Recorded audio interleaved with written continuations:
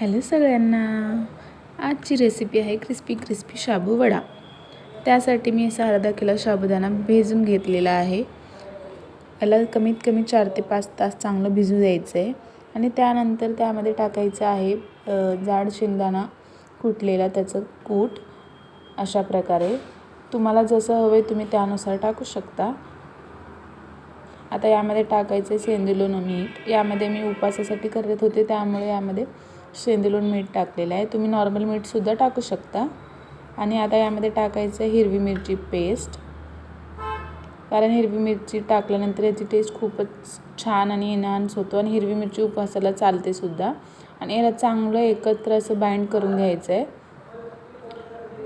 बघू शकता कशा पद्धतीने मी करून घेते। असं चांगलं पीठ मळलं चांगलं मळून घ्यायचं आहे।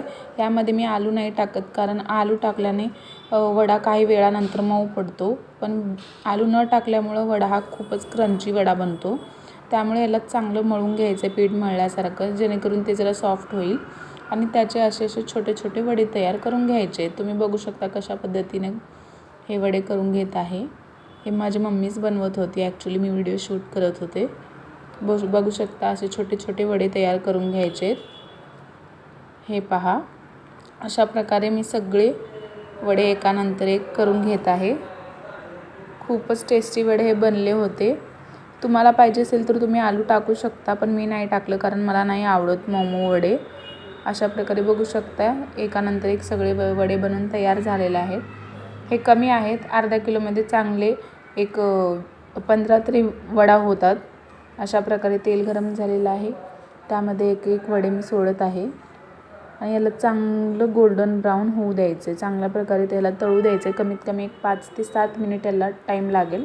अशा प्रकारे हे ऑलमोस्ट डन झालेले आहेत। याला दोन्ही साईडने चांगलं डीप फ्राय करून घ्यायचं आहे, जेणेकरून मध्ये कच्चं नाही राहणार। बघू शकता अशा प्रकारे मी तेलातून बाहेर काढले। खूपच क्रिस्पी आणि टेस्टी हे वडा बनले होते।